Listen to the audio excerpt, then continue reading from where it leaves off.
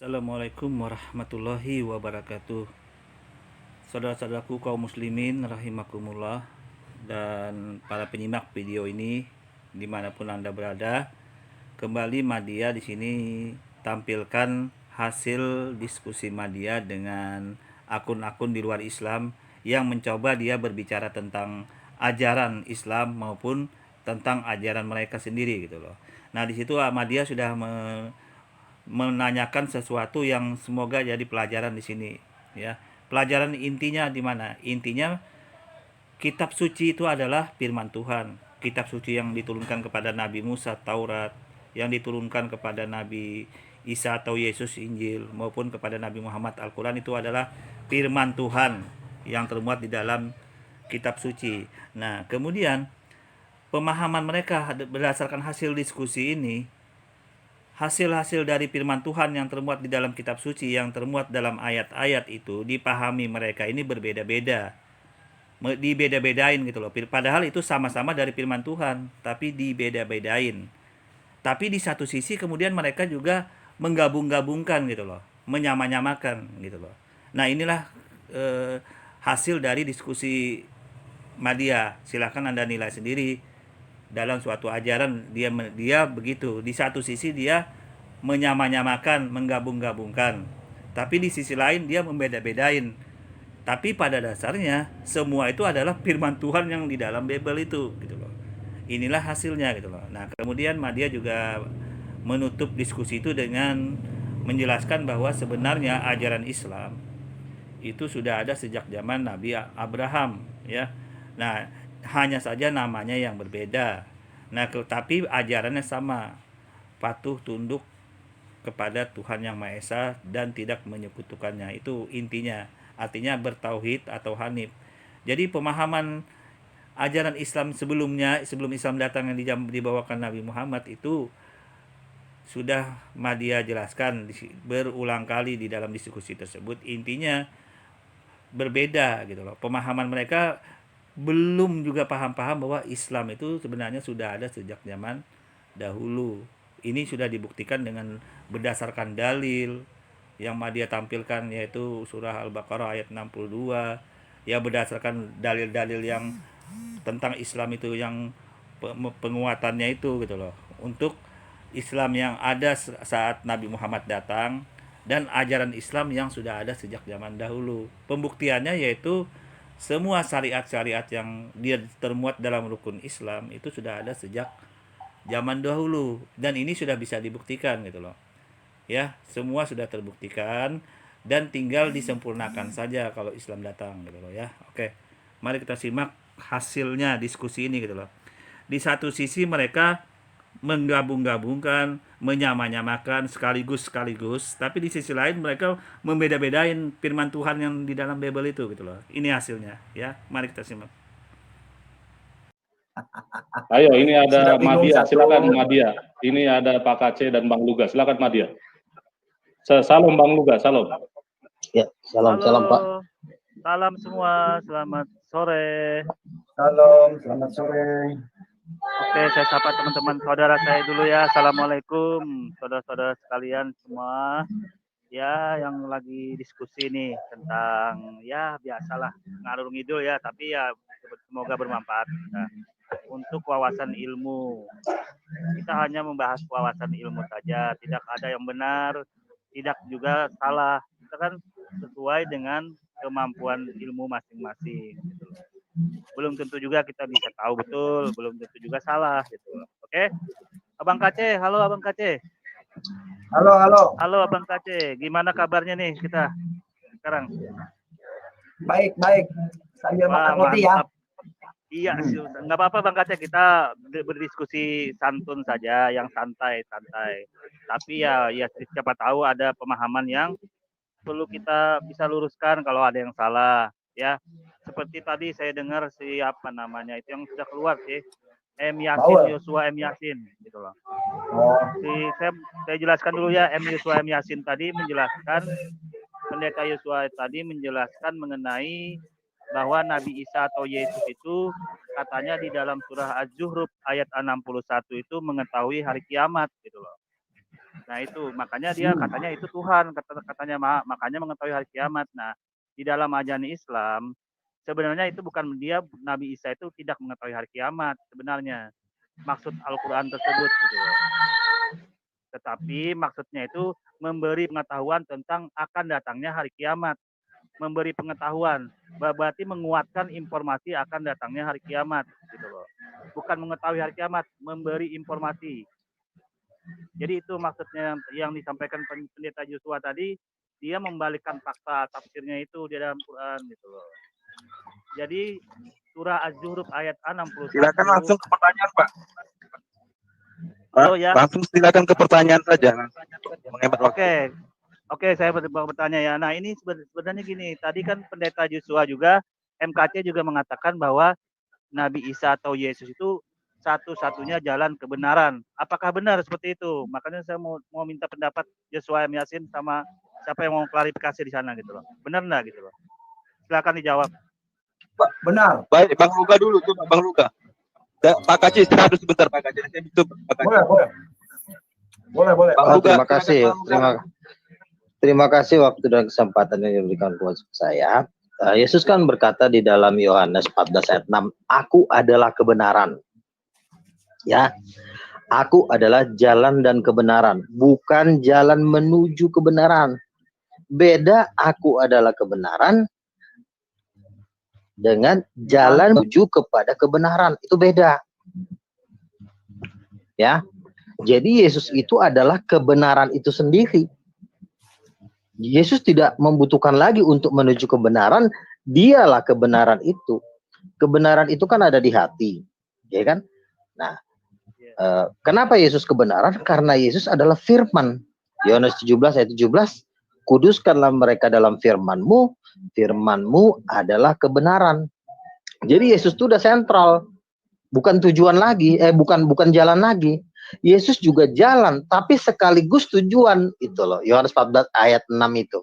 Aku adalah jalan dan ada dannya. Kebenaran dan jadi dannya ini menunjukkan aku ini jalan. Udah stop. Baru Yesus ngomong lagi, aku adalah kebenaran. Stop. Aku adalah hidup. Nah, kalau Yesus berkata aku adalah hidup, sentral loh. Kecuali Yesus berkata tetapi Yesus sudah mentok, aku adalah kehidupan, akulah hidup. Yesus tidak berkata Bapakku adalah kebenaran. Yesus tidak pernah kata Bapakku adalah kehidupan. Yesus berkata aku adalah kebenaran, aku adalah hidup. Kalau Yesus adalah kebenaran, berarti dia Tuhan, karena dia udah sentral. Nah, jadi Bapa itu perkataannya benar, ya kebenaran itu ya Yesus sendiri. Berarti Yesus itu adalah Tuhan sendiri yang satu dengan Bapa, karena Bapa tidak mungkin berpisah dengan kebenarannya sendiri. Bapa dengan kebenarannya itu satu. Nah, kebenarannya itulah Yesus yang itu adalah firman. Jadi sekali lagi Yohanes 14 ayat 6 itu dia bukan tujuan, bukan jalan. Walaupun juga dia jalan karena dia menjadi manusia, tapi dia sendiri pun tujuan terakhir, yaitu kebenaran itu, begitu. Oh, jadi jalan sama tujuan itu tergabung ya di dalam Yesus itu ya? Iya. Jalan sama jadi tujuan bukan tergabung gitu ya? Iya. Jadi dia juga dalil yang menunjukkan tergabungnya ada nggak? Jalan bahwa Tuhan itu sebagai Yesus itu sebagai tujuan hidup gitu. Ada nggak dalilnya? Lo dari perkataannya itu kan 30. Enggak, jangan dijawab dulu. Saya mau jelasin. Yesus kan berkata, aku adalah kebenaran. Kalau Yesus berkata, aku adalah kebenaran, itu udah ayatnya. Oh, jadi kebenaran itu sama dengan tujuan gitu ya? Kebenaran itu Loh, sama dengan tujuan gitu ya? Kebenaran itu kan Tuhan sendiri, Pak. Kebenaran itu ada dari kekal sampai kekal. Kebenaran itu tidak diciptakan. Maka Allah menciptakan kebenaran. Nggak ada tuh ayatnya. Di mana ayatnya? Maka pada mulanya Allah menciptakan kebenaran. Berarti sebelum kebenaran itu diciptakan, berarti Allah pembohong. Karena belum ada kebenaran. Bukan seperti itu maksud pertanyaan saya, Pak Luga ya. Yang saya tanyakan, apakah jalan itu sama dengan tujuan gitu loh? Kalau memang jalan itu sama dengan tujuan, kan saya bilang Yesus, iya, jalan dengan tujuan itu berbeda, tetapi Yesus merangkap dua-duanya. Yesus juga sekaligus jalannya juga. Ibarat kata begini loh, Pak, saya ini adalah seorang bapak, tapi juga saya juga nyapu. di rumah saya sebagai pembantu. Tetapi kan walaupun saya sebagai pembantu, tetapi kan saya tetap Bapa di dalam keluarga. Jadi artinya Yesus cuma mengambil pekerjaan sebagai jalan, tetapi dia sendiri adalah tujuan itu. Oh ya, berarti menurut Pak Luga Tambunan bahwa Yesus itu sebagai jalan, tapi juga sekaligus sebagai tujuan gitu loh. Nah, betul. Itu sekaligus bahasanya tepat banget itu. Oke, sekalian. Tapi tujuan ditampilkan ini, aja ayatnya ditampilkan. Admin ayatnya tolong ditampilkan itu ayat Bang Luka. kan soalnya saya Yohanes 14 ayat 6. Oke, bentar ya. Yohanes 14 ayat 6. 6 dan 7 Bang Luka. Yohanes 14 ayat 6. 7-nya lebih jelas Bang Luka. Kalau Boleh dibacakan aja.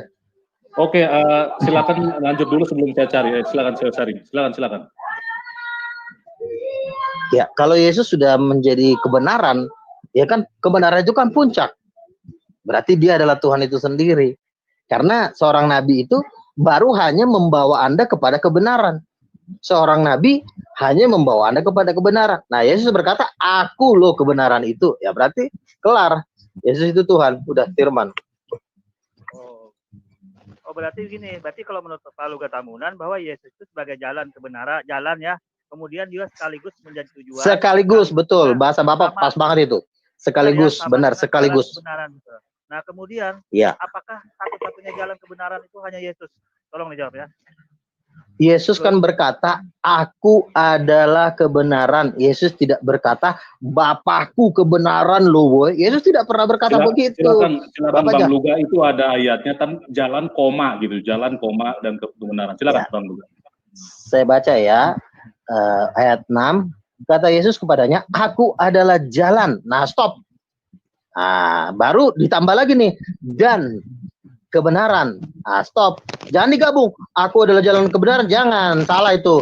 Aku adalah jalan, ada dannya. Dannya ini memberikan arti yang berbeda. Bapak jangan main ajar langsung jalan kebenaran. Ada dannya, itu hati-hati. Baru dan hidup.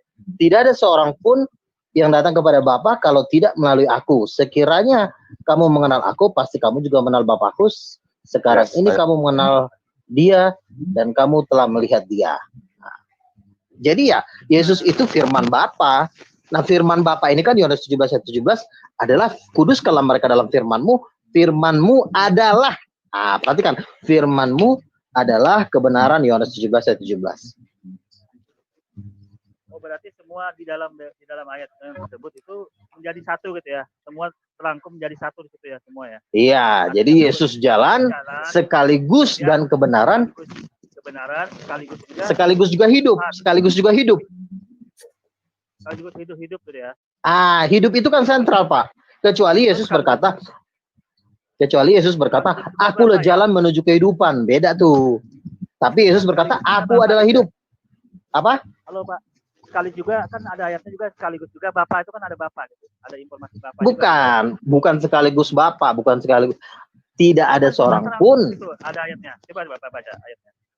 Ada Bapaknya loh itu informasinya. Iya, tidak ada seorang pun yang datang kepada Bapa tanpa melalui aku. Jadi gini, Pak. Bapa itu adalah kealahan yang itu adalah pikiran. Pikiran itu kan pikiran itu masih punya perkataan. Nah, Yesus ini kata-katanya ini yang bisa menjelaskan kepada Bapa tentang kealahan. Kalau Tuhan tidak berkata-kata, lalu dia tidak akan pernah bisa menjelaskan dirinya. Nah, Yesus itu adalah kata-katanya, bukan nabi. Kata-kata Tuhan. Kata-kata itu bukan nabi, Pak. Iya ya. Berarti kata-kata ini, firman ini Tuhan juga gitu ya? Atau disamakan dengan Tuhan? Sekarang saya tanya sama Bapak. Kata-kata nabi bukan? Kata-kata nabi bukan? Kata-kata nabi bukan? Kata-kata bukan nabi. Nah, udah jelas. Nah, makanya Al-Quran, kalau Al-Quran mengatakan Yesus adalah nabi, itu nggak benar. Karena kata-kata bukan nabi. Nabi membawa kata-kata benar, tapi kata-kata bukan nabi. Kita korelasikan ke ayat ini dulu, Pak. Nah, ini sekarang gini. Itu kan Yesus itu kan firman yang jadi manusia benar gitu ya. Firman yang menjadi manusia itu benar enggak ya kira-kira? Benar, Yohanes 14. Nah, ya kemudian firman tersebut itu apakah itu Tuhan juga gitu loh. Firman yang jadi manusia iya, itu Pak. apakah Tuhan?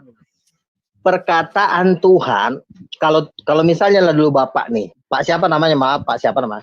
Misalnya Bapak meninggal, Bapak masih Pak Madia, kalau Bapak Madia Bang Luga. kalau Pak Madia ini meninggal besok, Bapak masih bisa ngomong nggak? Nggak bisa ngomong kan? Berarti kata-kata itu adalah diri Bapak, roh yang hidup di dalam diri Bapak. Kata-kata itu adalah rohnya Bapak sendiri. Makanya kata-kata dengan roh itu satu, nggak bisa dipisahin. Misalnya Bapak besok meninggal, pasti Bapak saya ajak debat udah nggak bisa lagi, karena Bapak udah meninggal. Berarti yang Bapak sendiri adalah kata-kata Bapak, roh Bapak. Kata-kata dengan roh itu satu, Pak. Nggak bisa dipisahin. Makanya Yesus, iya dong, kata-kata dan roh satu. Coba besok Bapak meninggal, saya ajak debat, besok pasti Bapak udah jadi mayat. Nggak mungkin Bapak debat. Nah, sekarang ini yang jadi pikiran saya ini Pak, ini kan Tuhan, Tuhan Bapak kan berfirman kepada jadilah. Kurang kenceng Pak suaranya. Suaranya kurang kenceng, dideketin mic-nya. Kata-kata itu kan adalah firman Tuhan. Yang lain Halo. Ya. Halo. Kata-kata kan Ya. itu adalah firman Tuhan yang jadi manusia. Nah, itu kan tentunya kata-kata Tuhan itu bukan hanya Yesus atau Isa saja yang jadi yang dia ciptakan gitu loh. Apakah kata-kata ini juga yang dia menciptakan yang lain itu, apakah itu Tuhan juga gitu loh? Bagaimana korelasinya ini? Jadi gini, kata-kata menciptakan gunung, gunung bukan kata-kata Pak. Kata-kata menjadikan langit, langit bukan kata-kata. Tangan saya bikin kue, kue bukan tangan saya. Kata-kata yang menjadikan, misalnya tangan saya nih bikin kue, masa kue tangan saya? Ya kue, tangan saya cuma bikin kue, demikian juga firman. Firman bikin gunung, berarti gunungnya jadi firman.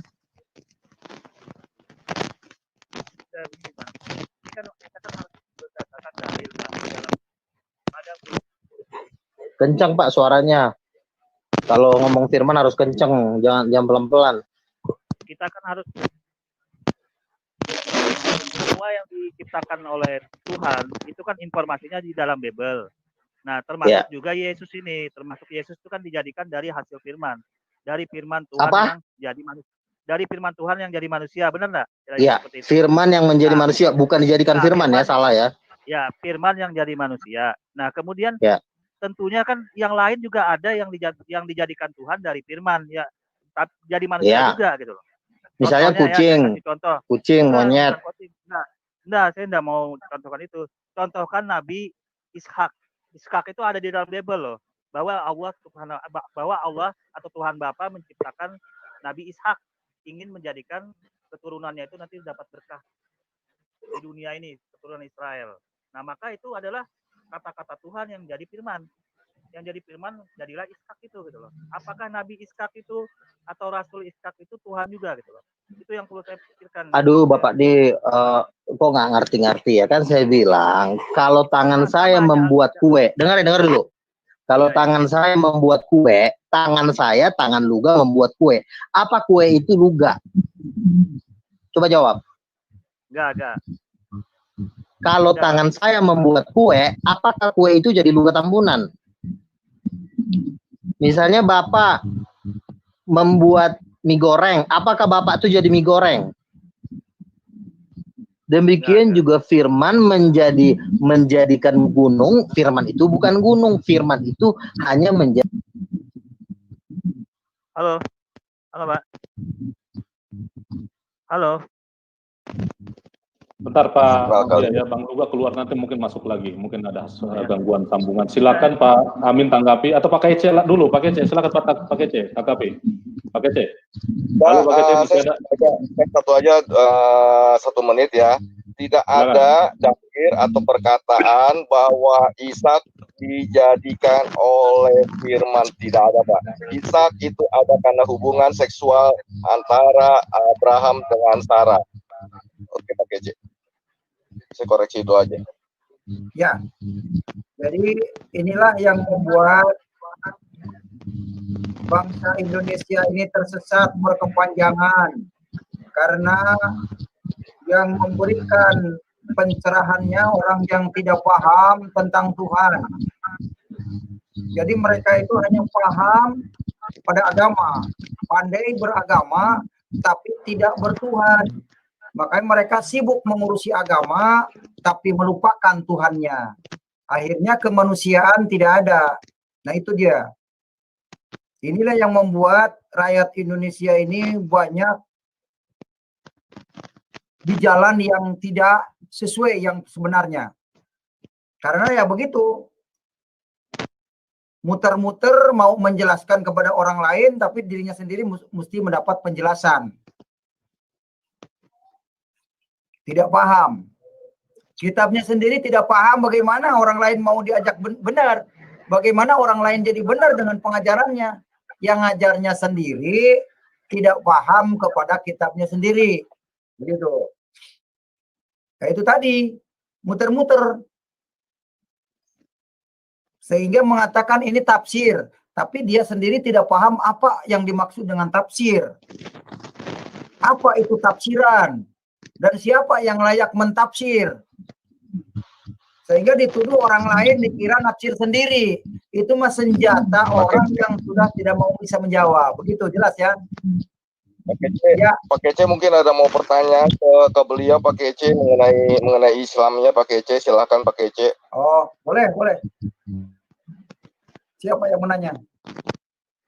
Oh, itu tadi belum kelar loh masalah Iya, Nabi tadi, Ishak Pak, dengan Yesus. Maksudnya. Silakan Kelar Bang loh Luka, itu.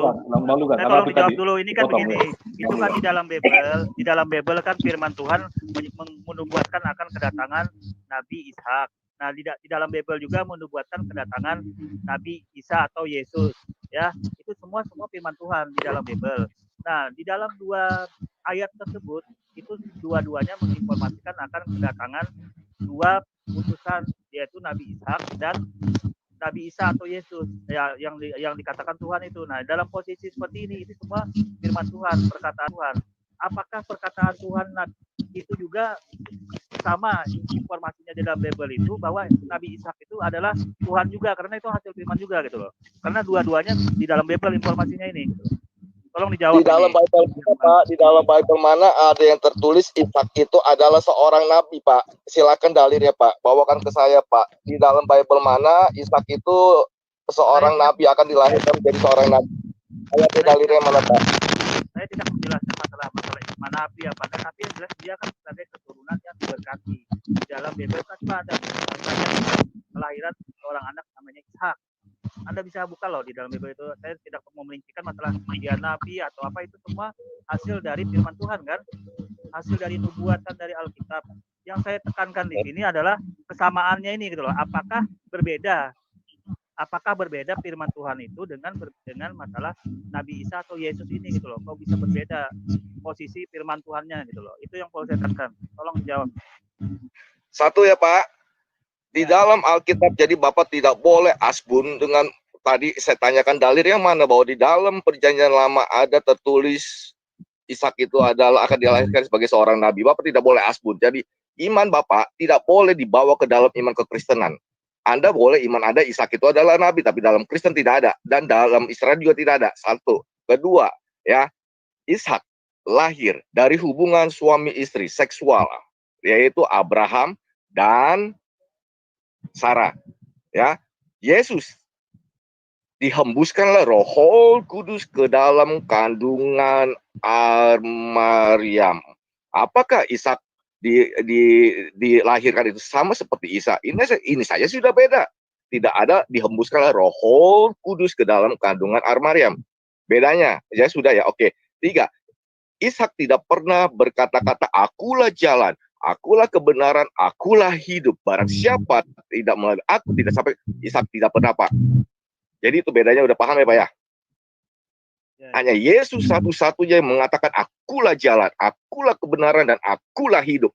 Termasuk Nabi Muhammad, Anda tidak pernah mengatakan demikian dan tidak berani mengatakan demikian. Kalau berani adalah akulah jalan ke Allah Subhanahu wa Ta'ala. Tolong bawakan dalilnya ke saya.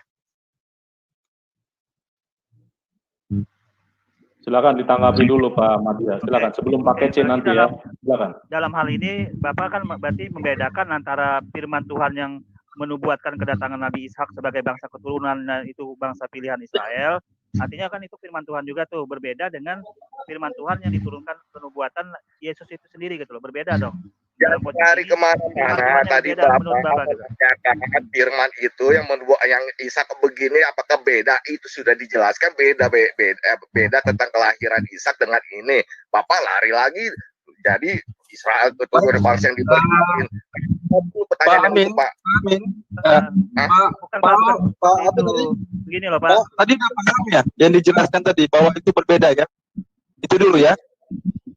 Itu Iya, itu ya. berbeda ya. Paham dulu itu dulu ya. Setuju ya? Silakan Ya, ya. tanya Kalau Bapak ini bilang, nanti. oke. Ya. Halo.